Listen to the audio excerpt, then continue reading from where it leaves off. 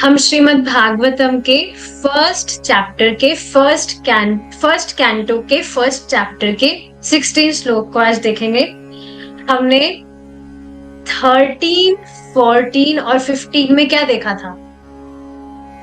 यस्य, जिन भगवान, कौन से भगवान? जिन भगवान के अवतार, जिन भगवान के नाम और जिन भगवान का आश्रय। अब 16 श्लोक में हम देखेंगे तस्य। अभी हमने देखा था यस्य यस्य यस्य, जिनके जिनके जिनके। अब हम देखेंगे तस्य, उनके। क्या श्लोक में तस्य दिख गया आपको? एक बार पहले गा लेते हैं, फिर दिख जाएगा।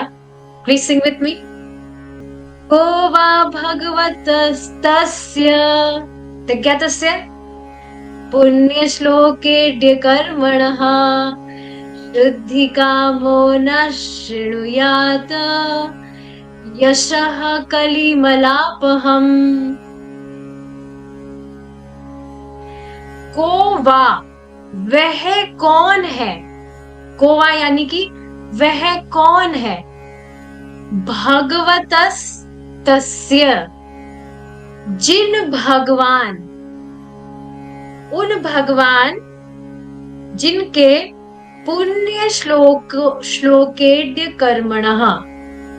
तो ऐसा व्यक्ति कौन है जिनके हमने अभी देखा, जिनके अवतार, जिनके नाम, जिनके आश्रय, उन भगवान के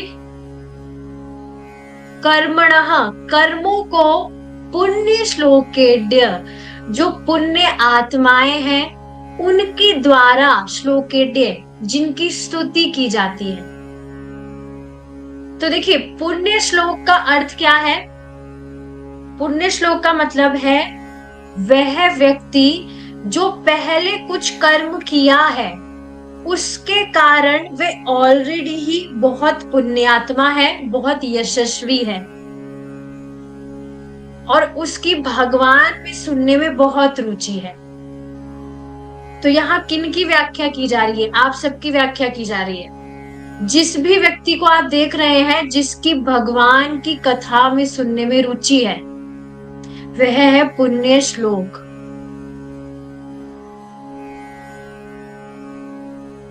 तो जिन भगवान के कर्मों को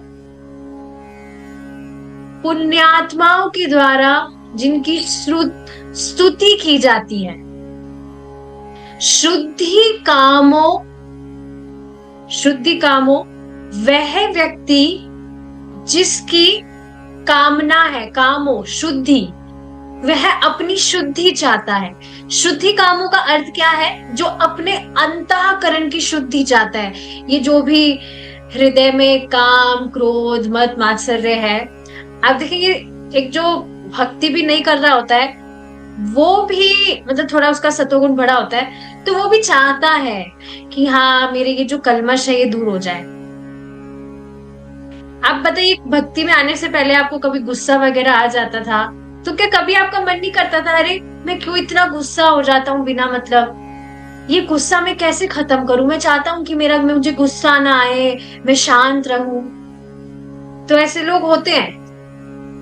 तो शुद्धि कामा मतलब जो ऐसी कामना रख रहा है, इच्छा कर रहा है कि उसकी शुद्धि हो जाए, उसका अंतःकरण शुद्ध हो जाए। लेकिन न शृणुयात् यशः, तो ऐसा कौन व्यक्ति है जो अपनी शुद्धि चाहता है और वह यशः, भगवान के यश को न शृणुयात्, नहीं सुनेगा, यानी कि निश्चित रूप से सुनेगा। शुद्धि चाहता है तो भगवान के श्रवण मात्र से ही तो ये सारे कल्मश दूर होते हैं, उसका अंतःकरण शुद्ध होने लगता है। कलिमलापहम्,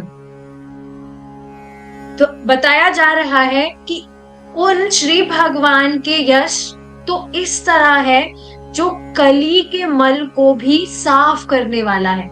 जितने भी इस कलयुग में दोष है उन सभी को विनाश करने वाला है, ऐसा श्री भगवान का यश है। तो को वा, ऐसा कौन व्यक्ति है जो अपनी शुद्धि चाहता है और जिन भगवान की स्तुति पुण्यात्माओं के द्वारा की जाती है, उनके यश की स्तुति पुण्यात्माओं के द्वारा की जाती है, जो कलयुग के सभी दोषों को नाश करने वाला है। तो को वा, ऐसा कौन व्यक्ति है जो ऐसे श्री भगवान की कथा को नहीं सुनेगा, मतलब जरूर सुनेगा।